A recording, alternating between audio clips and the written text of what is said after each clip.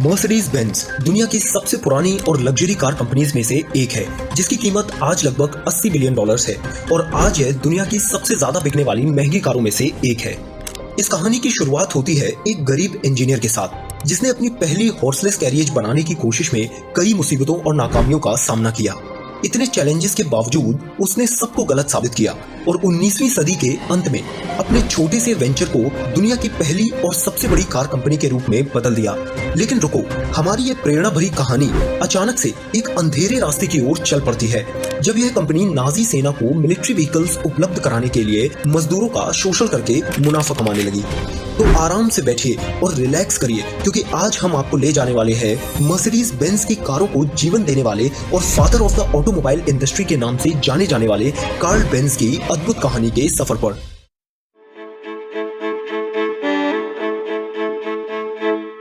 Karl Benz का जन्म 25 नवंबर 1844 को जर्मनी के मलबर्ग शहर में हुआ था। उनका जन्म एक गरीब परिवार में हुआ था। उनके पिता एक लोकोमोटिव ड्राइवर थे जो अपने परिवार के लिए मुश्किल से पैसे कमाते थे। लेकिन जब कार्ल 2 साल का हो गया तब उसके पिता का निधन हो गया, जिससे कि वो और उसकी माँ फाइनेंशियल परेशानियों में फंस गए। कार्ल का बचपन आसान नहीं था, लेकिन गरीबी में रहकर और भूखे पेट सोने के बावजूद उसकी माँ ने अपने बेटे को अच्छी शिक्षा देने का फैसला किया, जिसकी वजह से कार्ल को स्कूल जाने का मौका मिला। जब कार्ल 15 साल का था तब उसने कार्लसरूहे पॉलिटेक्निकल स्कूल में मैकेनिकल इंजीनियरिंग करने के लिए प्रवेश परीक्षा दी, जहां उसकी मुलाकात फर्डिनेंड रेटनबैकर नाम के एक टीचर से हुई। उनकी टीचिंग्स के दौरान बेंज का इंटरेस्ट हॉर्सलेस कैरियजेस में सच में बढ़ने लगा और कार्ल ने नोटिस किया कि ज्यादातर वाहन स्टीम इंजन टेक्नोलॉजी पर बेस्ड थे। प्रोफेसर रेटनबैकर के मार्गदर्शन में वह जल्द ही समझ गया कि एक पूरे नए कॉन्सेप्ट की जरूरत है। तब उन्होंने अपना खुद का वेंचर शुरू कर दिया। 1871 में 27 साल की उम्र में कार्ल ने एक मैकेनिक ऑगस्ट रिटर के साथ पार्टनरशिप की और साथ में उन्होंने मैनहाइम में एक आयरन फाउंड्री और मैकेनिकल वर्कशॉप की शुरुआत की। और जब उनके टूल्स लोकल अथॉरिटीज के द्वारा जब्त हो गए तो उनकी कंपनी का पहला साल बहुत ही मुश्किल से गुजरा। लेकिन भगवान की कृपा से कार्ल की मुलाकात बर्था रेंजर नाम की एक महिला से हुई, जो कुछ साल बाद उनकी पत्नी बनने वाली थी। बर्था एक अमीर परिवार से थी और मजबूत मूल्यों वाली महिला थी। वह यह बर्दाश्त नहीं कर पा रही थी कि कार्ल के बिजनेस पार्टनर के कारण कार्ल के प्रयास बेकार जा रहे थे और इसलिए उसने अपनी डाउरी का इस्तेमाल करके रिटर की पूरी कंपनी ही खरीद ली, जिससे कार्ल और बर्था को बिजनेस में पूरा कंट्रोल मिल गया।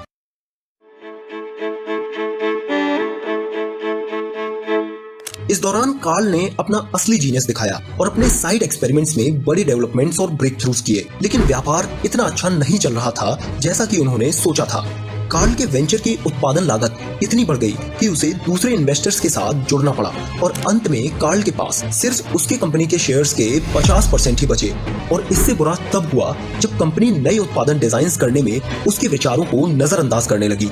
कोई दूसरा विकल्प न होने के कारण कार्ल ने अपना सामान पैक किया और अगले ही साल कंपनी को छोड़ दिया।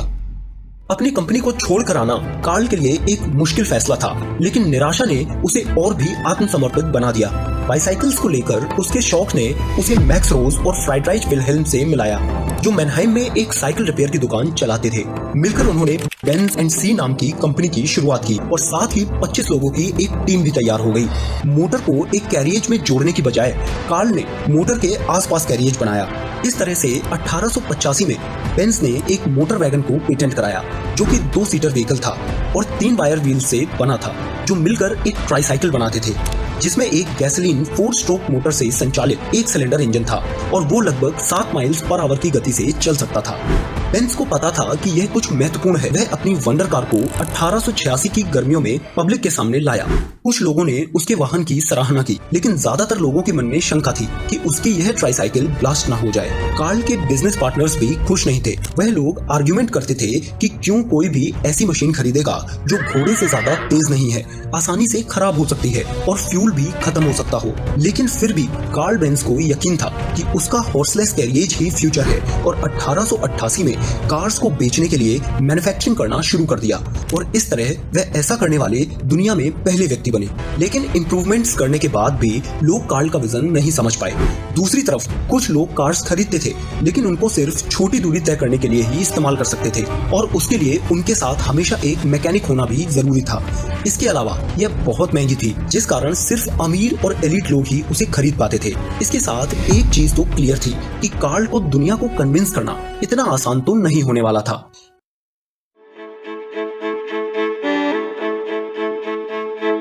एक दिन 1888 की गर्मियों में बर्था बेंज बहुत जल्दी उठकर कार्ल की कार को लेकर ऑटोमोबाइल इतिहास की बेहद इंपॉर्टेंट यात्रा पर निकल जाती हैं। वह अपने दोनों बेटों के साथ अपनी मां से मिलने फोर्जाइम जा रही थी, जो मैनहाइम से 66 माइल्स दूर था। तब के समय में किसी ने भी ऐसी कोई कार या मोटराइज्ड व्हीकल से इतनी लंबी यात्रा तय नहीं की थी, लेकिन वह अपने दृढ़ संकल्प से बेंज के इन्वेंशन की अहमियत को साबित करने के लिए तैयार थी। लेकिन उनकी यात्रा बिल्कुल भी आसान नहीं थी।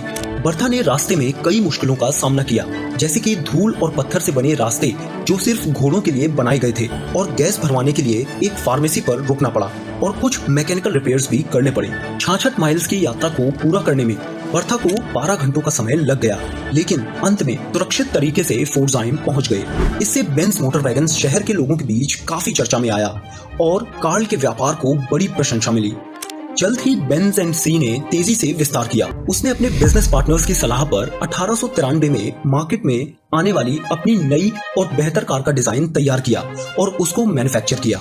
इस कार को उन्होंने बेंज विक्टोरिया नाम दिया, जो 11 माइल्स पर हावर तक पहुंच सकता था, जिसकी वजह से यह कार जल्दी बिक गई। लेकिन इसके बाद आने वाली थी सस्ती और बेहतरीन डिजाइन के साथ बेंज वेलो, जिसने बाद में असली नाम कमाया। इसकी लगभग 1200 यूनिट्स बनाई गई और बेंज वेलो दुनिया की पहली लार्ज स्केल प्रोडक्शन कार बन गई। और इसी के साथ बेंज एंड सी 1890 और अर्ली 1900s में दुनिया की सबसे बड़ी ऑटोमोबाइल कंपनी बन गई। लेकिन जब बेंज कंपनी अपनी नई सफलता का आनंद ले रही थी, तब एक दूसरी कंपनी के द्वारा कंपटीशन मिलने लगा, जो कुछ ही दूरी पर स्थित थी, और उसका नाम था डेमलर मोटरिंग गेशेल्सॉफ्ट।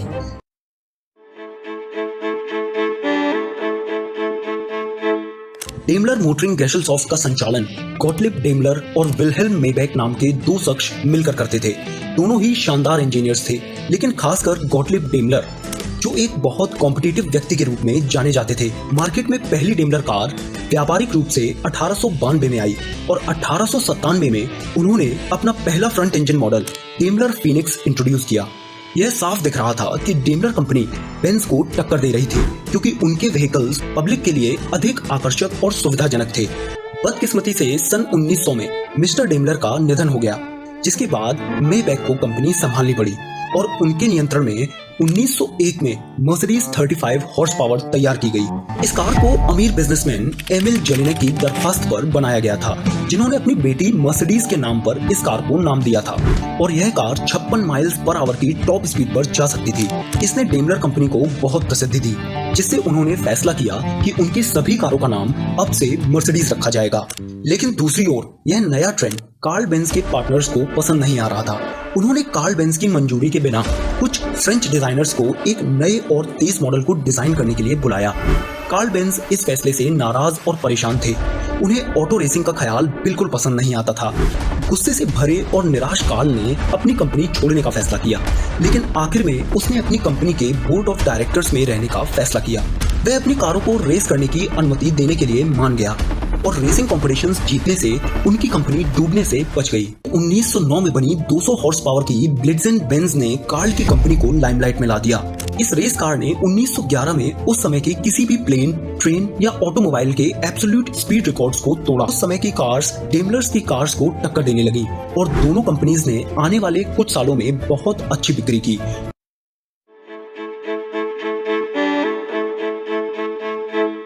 हालांकि यह सफलता काफी दिनों तक नहीं चली, क्योंकि प्रथम विश्व युद्ध में जर्मनी की हार के बाद देश आर्थिक मंदी से गुजरा और डेमलर और बेंज दोनों ही कंपनियों को संघर्ष करना पड़ा। अपने अस्तित्व को बचाने के लिए दोनों ही कंपनियों ने अपने कंपटीशन को एक तरफ रखते हुए 1924 में एक समझौते पर हस्ताक्षर किए, जिसके तहत उन्होंने अपने अपने नामों को बरकरार रखते हुए अपने प्रोडक्शन और मार्केटिंग एफर्ट्स को एक साथ करने पर सहमत हुए। लेकिन यह समझौता सिर्फ 2 साल तक ही टिक पाया, क्योंकि जर्मन अर्थव्यवस्था और भी खराब हो गई और दोनों कंपनीज को 1926 में पूरी तरह से मिलकर एक नई कंपनी डेमलर बेंज बनानी पड़ी। इसके बाद डेमलर बेंज के अंतर्गत उन्होंने अपनी गाड़ियों को मर्सिडीज बेंज के नाम से रीब्रांड किया और लेट 1920s में शानदार मॉडल्स जैसे कि मर्सिडीज बेंज टाइप 630, SS और SSK को लॉन्च किया। इन कारों को बनाने में उनका एक बेहतरीन इंजीनियर फर्डिनेंड पोर्शे ने मदद की, जिनका नाम बाद में कार इंडस्ट्री में काफी मशहूर हुआ। कार्ल की बात करें तो वह Daimler Benz board of directors में ही रहे। कंपनी के मर्जर के बाद अप्रैल 1929 में कार्ल की 84 साल की उम्र में मृत्यु हो गई। उनकी मौत के बाद कंपनी साइज और स्ट्रेंथ में लगातार बढ़ती गई और दुनिया की एक बेहतरीन परफॉर्मेंस कार मेकर कंपनी बन गई। लेकिन कंपनी का गोल्डन पीरियड तब आया जब 1933 में हिटलर जर्मनी में पावर में आई। तो उनका एक मकसद था, उन्होंने डिसाइड किया कि जर्मन कार्स का इंटरनेशनल मोटर स्पोर्ट्स में प्रदर्शन करें और इसलिए तुरंत उन्होंने डेमलर बेंज को ग्रैंड प्रिक्स रेसेस में शामिल होने के लिए बड़ी सब्सिडी दी। 1934 से 1939 तक मर्सिडीज ने ग्रैंड प्रिक्स रेसेस में कब्जा कर लिया और अपने W25 और W125 मॉडल्स के साथ 200 माइल्स पर आवर की तेजी से रेसेस की। इन सफलताओं ने जर्मनी को मोटर स्पोर्ट्स इवेंट्स में पहला स्थान दिलाया। लेकिन जब 1939 में दूसरा विश्व युद्ध शुरू हुआ तब डेमलर बेंज कंपनी को एक गंभीर खतरे का सामना करना पड़ा, क्योंकि सिविल पैसेंजर कार्स की मांग कम हो गई थी। जल्द ही उन्होंने नाजी मिलिट्री के लिए सबमरीन्स, टैंक्स और एयरक्राफ्ट इंजन्स बनाने का काम शुरू किया। उनका सबसे बड़ा व्यापार उनके मिलिट्री ट्रक्स का था, जो 3 से 6.5 टन तक के सामान को ट्रांसपोर्ट करने में सक्षम थे।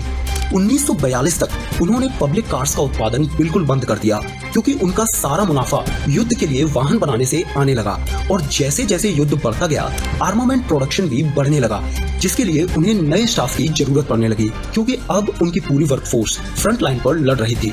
डेमलर बेंज ने अपनी सप्लाई को बनाए रखने के लिए महिलाओं को भर्ती करना शुरू कर दिया, लेकिन यह डिमांड को पूरा करने के लिए काफी नहीं था और इसलिए कंपनी ने युद्ध के कैदियों, सिविलियंस और कंसंट्रेशन कैंप्स में बंद लोगों को प्लांट के पास कैद किया, ताकि उनसे जर्मन सरकार के दबाव में लंबे घंटों तक काम कराया जा सके।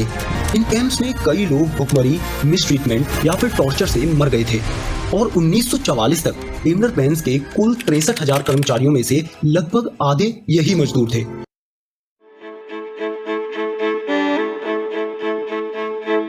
1945 में जब युद्ध समाप्त हुआ तो कंपनी को बड़ा झटका लगा। पोट्सडैम एग्रीमेंट के तहत विदेशों में सभी जर्मन संपत्तियों को जब्त कर लिया गया और युद्ध में हुए नुकसान की भरपाई के लिए इस्तेमाल किया गया, जिसके कारण डेमलर बेंज ने अपनी सभी विदेशी सहायक कंपनियां और शाखाएं खो दी और उन्हें अपने देश के प्लांट्स तक ही सीमित रहना पड़ा। दूसरे शब्दों में कहें तो उनको सब कुछ दोबारा से शुरू करना पड़ा और खुद को फिर से खड़ा करना पड़ा। डेमलर बेंज को पुनर्गठित किया गया और टॉप मैनेजमेंट को बदला गया। इन बदलावों के कारण कंपनी को 1946 में अमेरिकन ऑक्यूपेशन अथॉरिटी से प्रोडक्शन परमिट मिल गया। मर्सिडीज बेंज कंपनी ने फिर अपने 170वीं मॉडल के बेस पर एम्बुलेंस, पुलिस पेट्रोल गाड़ियां और डिलीवरी वैन्स बनाना शुरू किया। 1947 तक उन्होंने पैसेंजर व्हीकल्स बनाना दोबारा शुरू कर दिया और उसी साल उन्होंने 170वीं मॉडल पर आधारित 1045 गाड़ियां बनाई। और इतनी विपरीत परिस्थितियों के बावजूद डेमलर बेंज ने सिर्फ 1 साल बाद प्रॉफिट कमाना शुरू कर दिया। 1950 में मर्सिडीज बेंज ने मोटर स्पोर्ट्स इवेंट्स में मजबूत वापसी की और अपना प्रभाव दोबारा से कायम कर लिया। इतना कि 1954 तक कंपनी $1 बिलियन तक पहुंची। इन सभी चीजों के पीछे कार्ल बेंज का योगदान था, जो अपने सिंपल बैकग्राउंड, चैलेंजेस और क्रिटिक्स के बावजूद अपने सपनों को हकीकत में बदलने की हिम्मत और डिटर्मिनेशन रखते थे और इसी कारण आज भी हम उनको father of the automobile industry के नाम से जानते हैं। उनका कहना था, द बेस्ट और nothing in the past, present and future.